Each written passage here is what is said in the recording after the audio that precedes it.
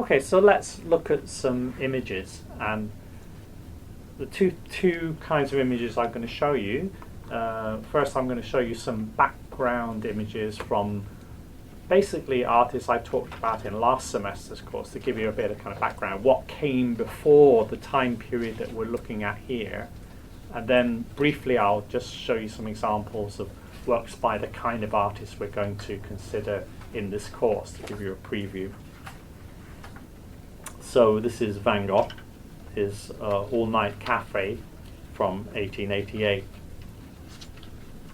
Van Gogh was really one of the most important artists for the beginnings of Expressionism. We can say that Expressionism is something we're going to look at quite a bit in this course. We'll look at the German Expressionist artists, for instance, but often the beginning point of that tendency in modern art is taken to be the art of Van Gogh. Art that is concerned not so much with representing what you can see through your eyes, which is the task that sometimes people think all art is about, just art copies what you can see or something like that. It's art concerned with expressing feelings. Now, feelings, unlike things, you can't draw a nice, neat outline representation of them. How do you represent an emotion in art? It's not so straightforward. Realist strategies don't work. You need some completely different strategy. Of course, you could represent an emotion by representing a person having that emotion. And then we have to look at, oh, that face looks sad, so this artist has represented sadness. But that's a rather indirect way to represent emotion. How about if you want to actually express the emotion more directly? And that's what Van Gogh is trying to do. So in this scene of an all-night cafe, he's trying to express certain kind of emotional tone. We're used to the idea in music, say, that music should express emotion. Classical music, for instance. We're less used to it till we get to the modern period with art, that art should be expressive. Van Gogh represents, encourages a sense of expression of emotion through primarily colour. Colour becomes the main means for him. He exaggerates colours. He uses colours more intensely, or even colours you just wouldn't see in reality, non-realistic or arbitrary colours, in order to express a certain feeling. I think we can see how he's using contrasts of colours, red and green, complementary colours, clashing colours, to create a sense of antagonistic feelings, emotions. He's also distorted perspective. The buckling floorboards, for instance. Thick textured paint as well. The brushstrokes also helps to convey something of the mood. And what is that mood? You know, it's not a positive mood. Like I said, a lot of modern artists responding to modernity don't just see it in a positive way. They see some problems there. What is the problem here? The problem, this is a lot of people awake during a time of sleep. It's a nighttime scene, but there's the blaring lights, artificial daylight. People with no homes to go to or unable to sleep. People sort of without a belonging in the world. A big word for this would be alienation. A sense of not belonging. This is often taken to be a key characteristic of modern life, the feeling of alienation. Nobody has a fixed role. Nothing is fixed. All that is solid melts into air. Even things like gender identity nowadays is not fixed and given. You have to some extent to work out your own how to be a man or a woman or whatever it is that you want to be, actually, or find yourself to be. All sorts of things are unfixed. So alienation is that feeling of not having a fixed place in the scheme of things. that's the kind of emotion that is being discussed here. You could say it's a peculiarly a modern emotion, not the kind of emotion that would be felt in a peasant society, a tribal society. So it's a shift from realism to using the forms of art itself to express things.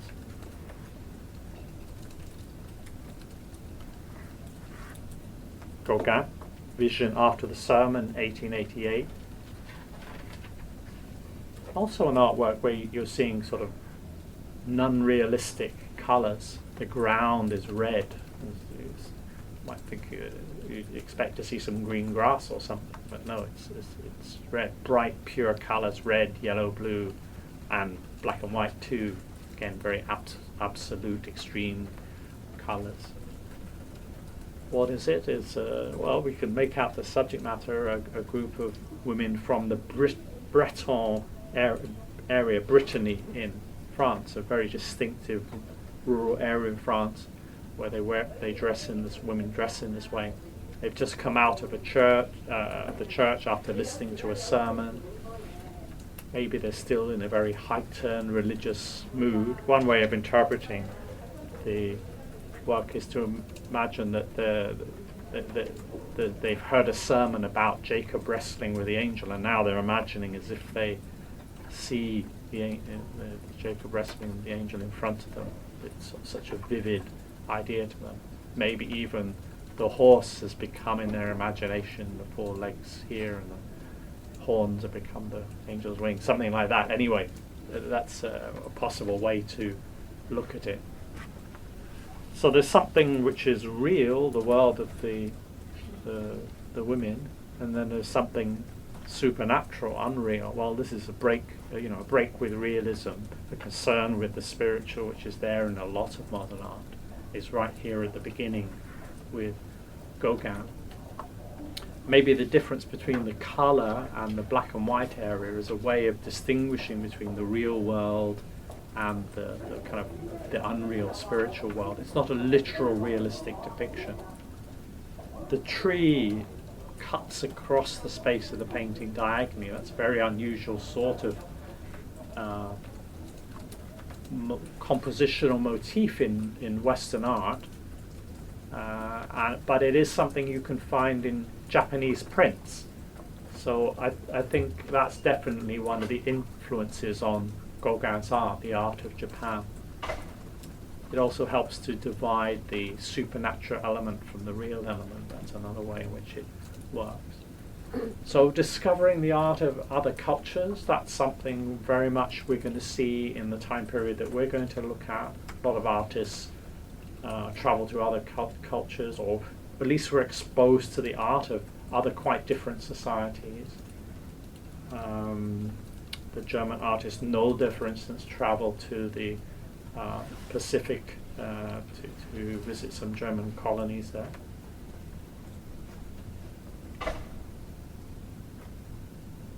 This kind of concern with the spiritual, not everyone thinks that's a good thing. The Impressionist painter Pizarro, when he saw paintings like this by Gauguin, he attacked it as saying, this is all escapism.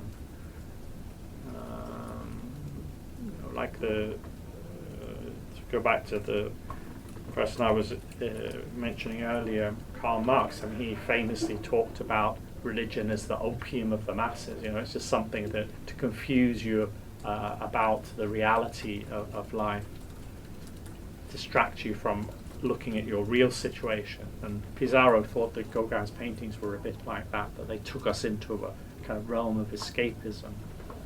Gauguin, at the end of his life, went to live in Tahiti in the South Pacific, so he escaped modernity in a physical sense, trying to get away from modern life. In their own ways, many of the artists we'll be looking at tried to do that. Some of the German expressionist artists of the Die Brücke group, they went and spent their summers out in the countryside trying to live a very simple, back to nature lifestyle. Even today, we find we need to escape modernity somehow. Often, on holiday or going hiking in a country park on the weekend or something like that. Anything could be your way of dealing with the intensity of modernity that you experience in a city like this. Cézanne, one of the other great figures of the beginning of modernism in modern art. So again, you see a kind of break from perspective. The Gauguin painting is very flat, very two-dimensional, not this illusion of space as if you're looking through a window, as you often feel in Renaissance art or art of the whole tradition that followed on from the Renaissance. Suddenly, with these artists, you start to be aware that you're looking at a flat surface with colours and shapes arranged on it. A painting is first and foremost a painting. It can still represent the world, but it's first and foremost a painting. Or there's no one correct way to represent the world. This is the kind of modern insight that realism is just one possible tool. Realism isn't truthfulness. You know, if I tell you a very detailed story, that doesn't make it a true story. It could be very realistically told. And then he was wearing brown shoes and he had red socks. You know, I could be just making it up. Just because there's a lot of detail doesn't make it true. Same with realism in painting. Detailed realism doesn't mean it's true. Cézanne was reported to have a certain moment where he had kind of real insight about the differentness of art from life when he's trying to think of, well, there just is no colour on my palette, which is the colour of sunlight. You know, sunlight, you can't look at the sun. If you look at the sun for more than a few seconds, you're seriously in danger of going blind. But you look at a painting of a sun, you could look at it for hours on end, it's not going to harm your eyesight. Art and life are just so completely different. There's no one colour in your palette that is going to emit photons the way the sun does, emit heat the way the sun does. So the realism is always going to fail. It never quite gets to its goal. You know, even in a medium like film, you know, you see when a car slows down, you see the wheels turning backwards and things like that. You know, that's the failure of realism to create a complete illusion. So maybe you don't need to try to be like reality because it's a goal you can never achieve. Maybe what's more important is to clarify the composition of your painting, make the painting hold together as a painting, because ultimately that's first and foremost what it is. It's not the world, it's a representation of the world.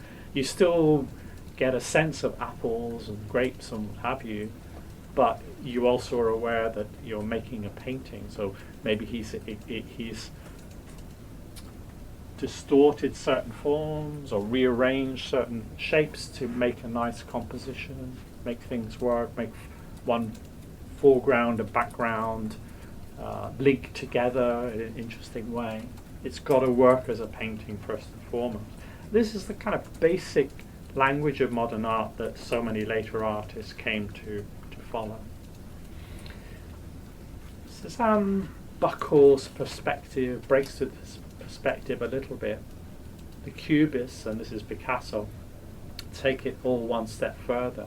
Really a sort of fragmentation of reality, because you're looking together to add together information from different viewpoints.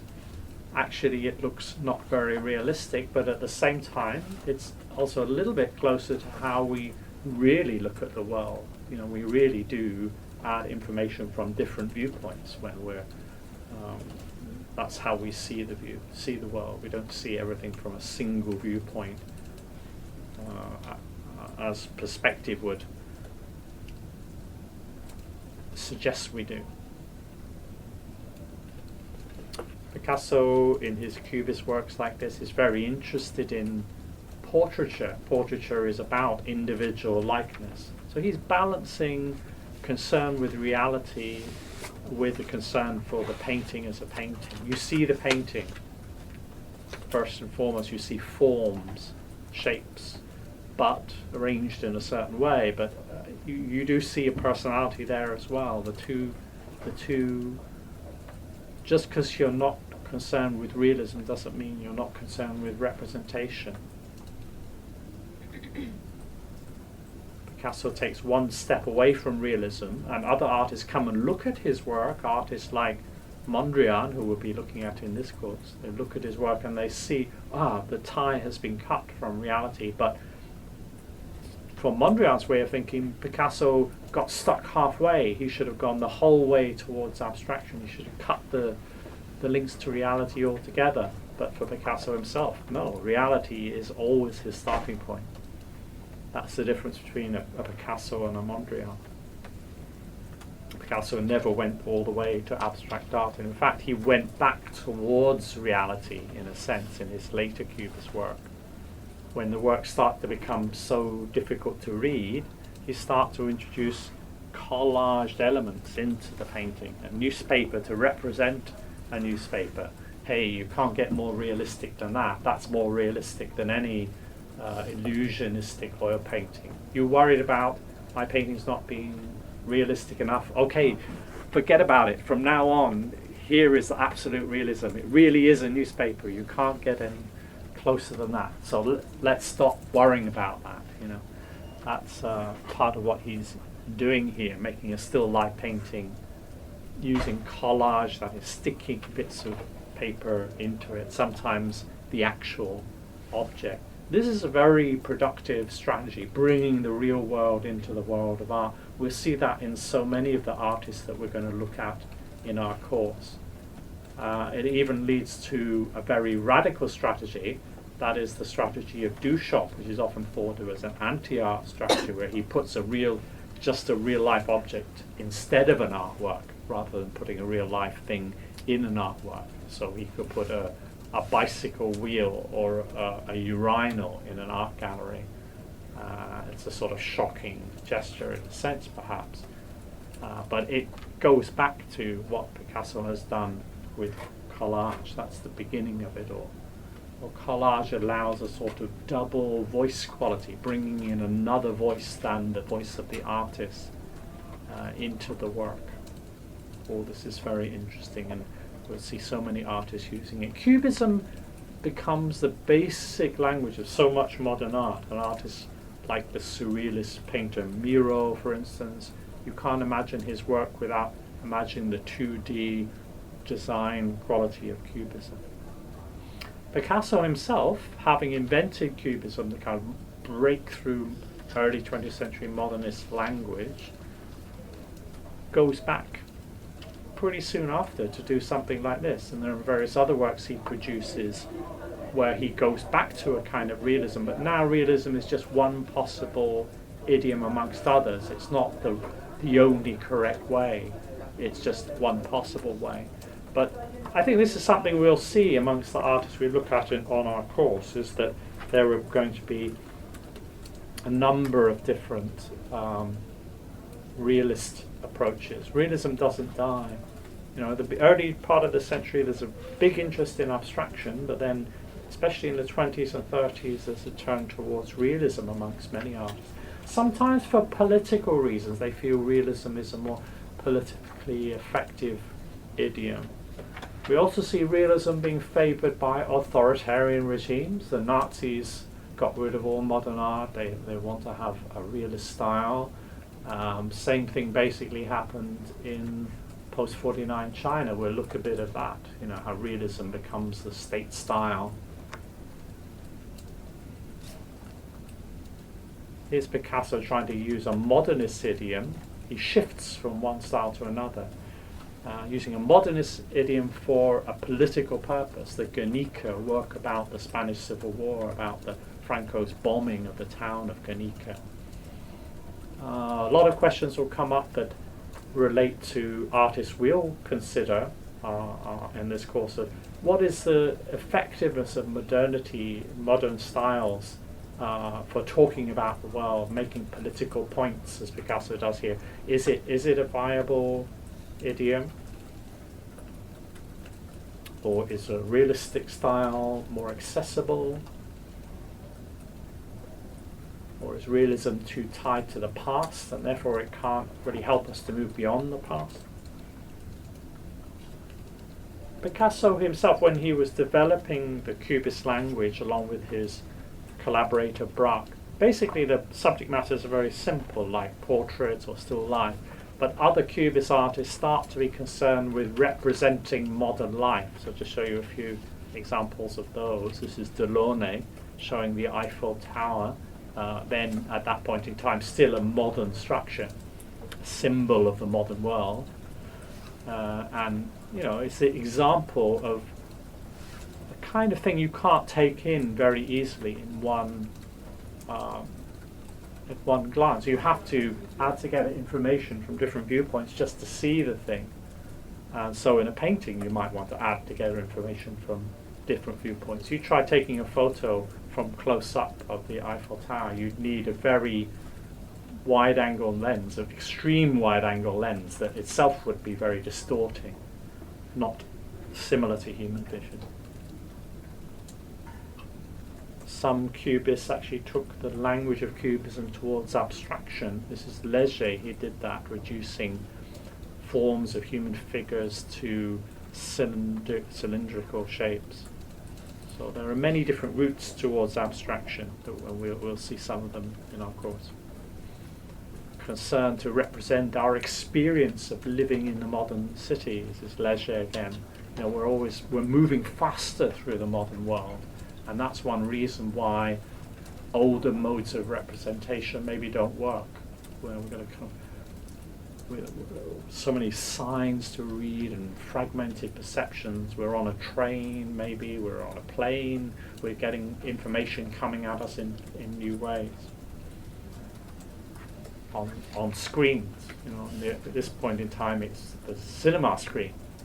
Now we have handheld screens.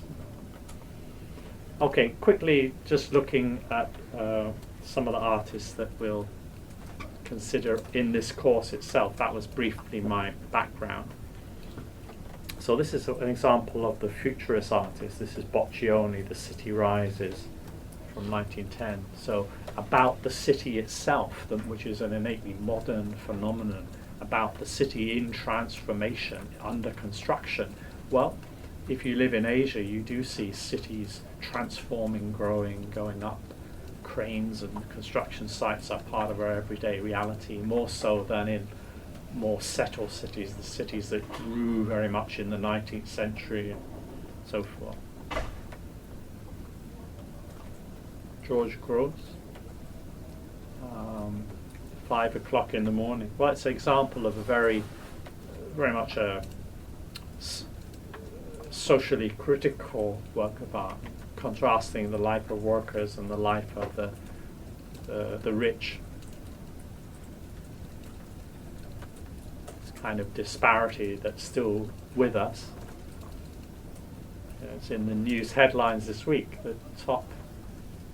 The richest 62 people in the world own as much as the bottom half of the world. So this is the kind of phenomenon. The rich haven't yet gone to sleep, they're still partying. But the poor have already got to get up to go to work. What is the best style to try and represent that? Sometimes Grosz tries a more realistic style, other times he's trying a more modernistic style. Abstraction. Kandinsky. He's going to be one of the founders of abstraction. Here's a work he produced just on the verge of disappearing into abstraction. You can still make out figures, it's a sort of landscape with figures, but it's about to blur beyond visibility. It's a sort of celestial landscape. It's a utopian vision of some paradise-like world, in contrast to the materialistic world they were living in. Mondrian, a very different route to abstraction, a different style of abstraction, much more geometrical. His route is through cubism, whereas Kandinsky's route is through a kind of coloristic expressionism.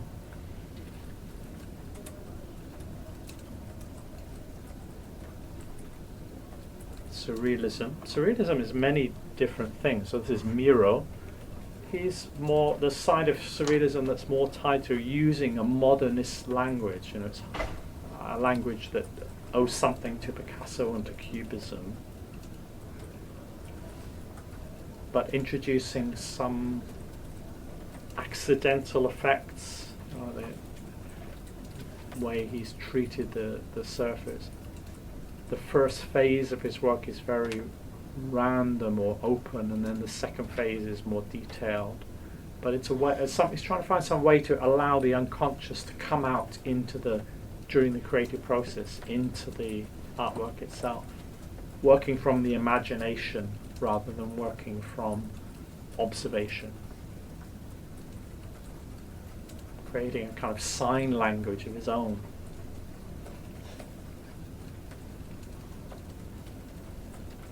But there's another side of surrealism that actually is very interested in realism, but it's realism. They use artists like Dali, or in this case Magritte, using realistic styles, but they use realism to undermine it. You know, they're like secret agents working on the inside. They use realism to undermine realism. It's a nice, neat, realistic image of a pipe. But then underneath it says in French, "This is not a pipe." Well, is that a lie, or is that a lie? You know, it's not a pipe. It's just an image of a pipe. Our comfortable sense of our place in the world, where everything has a name, a label on it. Everything is kind of neatly categorized and organized. Almost like a primary school classroom. I don't know if you were in such a classroom where the teacher would write a little label on everything so you know what it's called, door, window, you know, everything is kind of fits together and has its fixed meaning. Magritte seems to be saying, that maybe you used to believe that when you were at primary school, but now I can tell you things are not so simple. Okay, you can treat it as a pipe, but then you're going to lose your sense of wonder at the world. You know, actually, the world is much richer than we think it is if we don't take our everyday sense of pre-digesting everything. We actually really look or really experience. That could be very subversive in a way. So a lot of what modern art is doing, you could say, is kind of a subversive activity. And I'd like to think what we're doing is also, you know, education is a subversive activity. We're changing ourselves through the process of studying. And, you know, we're getting a little bit of what the artists have got. They are creating things, and you, through your writing and your verbal presentations, you'll be creating things too. We're all in the same game in a way, and you'll get some of the same experience of self-transformation that they are getting. That's why I want to place so much emphasis on individual work and you know, finding your own horizons, defining your own territory, the process of your study. Okay, so that's a rather rambling overview of what we're going to do, and a little bit different from how the course will be, I suppose, when we make more focused looks at particular themes, as we will from next week when we start looking at futurism. What I haven't done is I haven't given you a week-by-week breakdown of what we will cover, because we'll take our own kind of pace. We'll take as long as it feels appropriate to on a particular topic, and then we'll come to the next one. So it's partly my sense of how you are, you know, how you're responding that will help us with it. Okay, so thanks very much.